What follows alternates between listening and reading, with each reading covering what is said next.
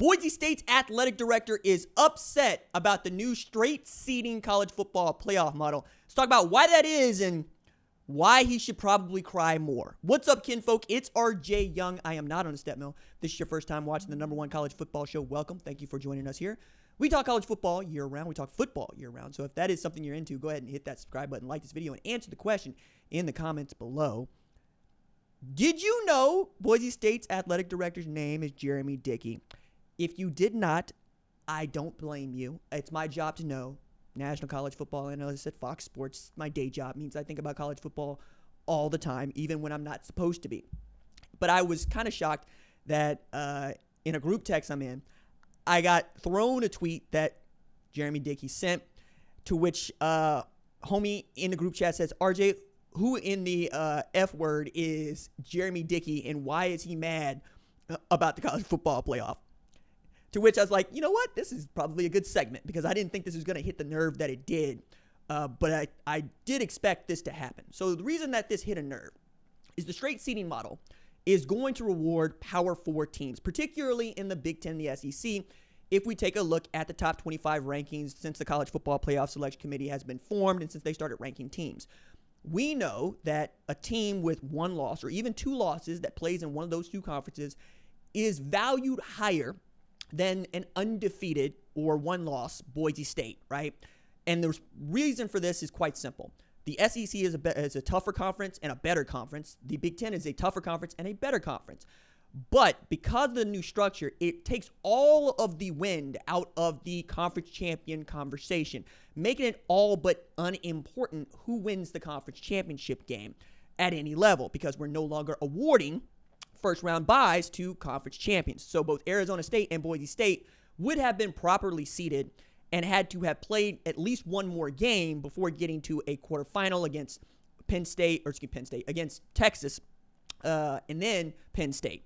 Yes, I was right the first time because Penn State beats SMU, right?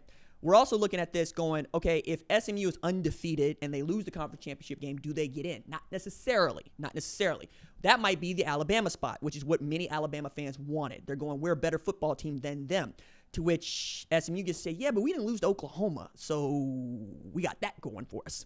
In a year where Oklahoma goes 6-7 and was not a good football team by any stretch when Alabama showed up to Norman. That's what Oklahoma does, though. It beats the hell out of Alabama anytime they want to come to Norman.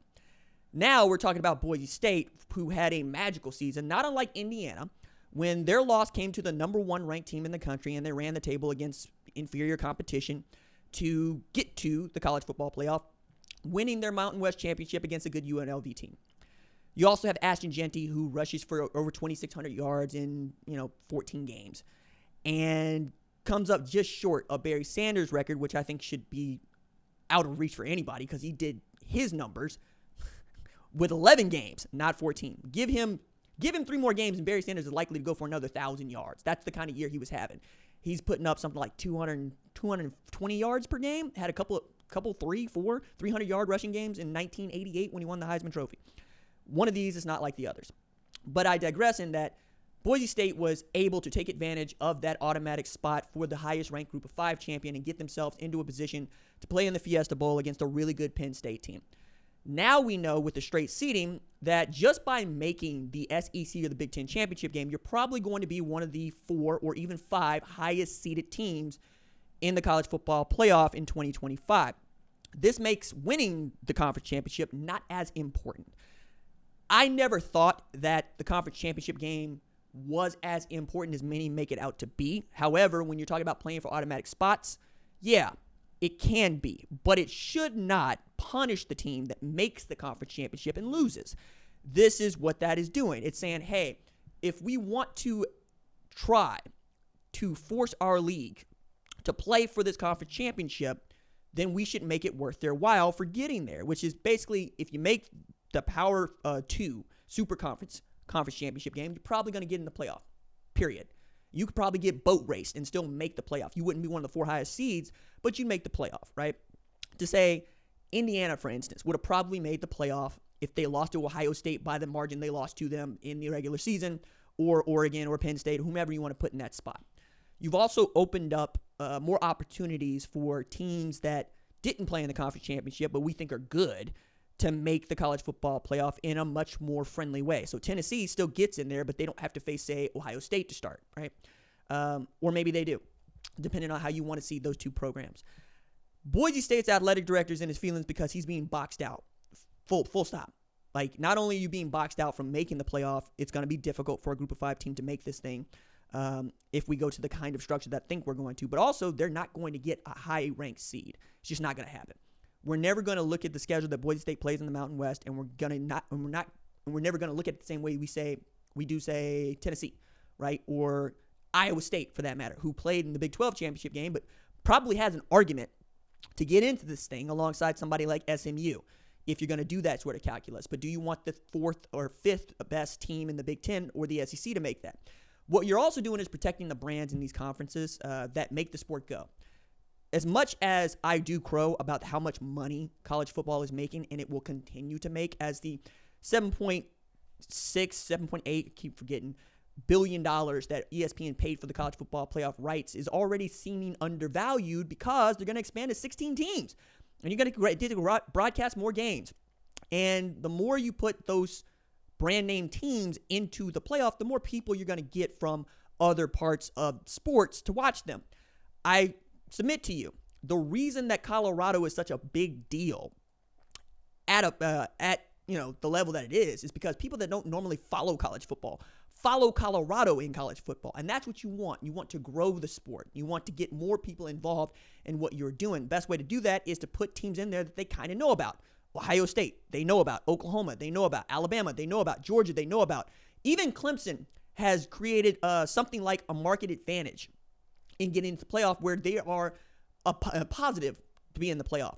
Teams like Cincinnati, not so much. Teams like Boise State, not so much. There's a reason why you look at Alabama and Florida State and you look at what Alabama had done in recent years in the college football playoff and what Florida State had not, and you want to put them in over a Florida State, even if Florida State is undefeated. Or Florida State also didn't have Jordan Travis, which made a lot of the difference. And by the time they get to play in the Orange Bowl against Georgia, they're going to get destroyed because they barely have enough bodies to go out there and play ball in the first place. And they're overmatched and they're outgunned by having so many walk-ons to Georgia being able to field as many team players as they want to play in these things. And Georgia's roster goes deeper than Florida State's. Jeremy Dickey takes to the X to post his tweet because that's all you can do now. You know that the folks that are at the table, the 10 conference commissioners and Notre Dame athletic director Pete Vecqua, have another agenda in mind. And that agenda is to continue to make money. And now you have to make more than you've ever had to make before because of the revenue sharing.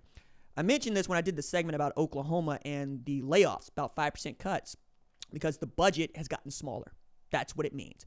You do not have enough money to pay people that you would otherwise pay because you're having to pay athletes across the board at the University of Oklahoma, from football to men's basketball to women's basketball to softball to gymnastics, on tennis, down the line. Every single sport, you're going to have somebody who is probably worthy of a name, image, and likeness and or a revenue sharing deal, especially as it relates to how much money the networks are willing to pay for these games. And because the networks are willing to pay these things, you have to give them what they want. And what they want is these time slots, and they want to see a sport that works in concert with the other sports that they're putting on, like the NFL, like the NBA if you're at ABC, or NBC now, right? That's another layer to this. So the only way to make more money is to win more often, which means the stakes are higher. And because the stakes are higher, the college football playoff board of managers want to make sure that they are protected, so that if you have a program or 2 or 3 that deserve to be in this thing, they get in this thing, and you get a piece of that pie, that the playoff is growing because the money's going up, the number of teams are going up, and the results are what they're going to be. So Jeremy Dickey wants to be upset that a Penn State or a Texas, more a Texas than a Penn State, is going to be ranked higher than him. I don't know where you have been for the last 100 years because that's as it's been. That's as it will be. And frankly, it's as it should be.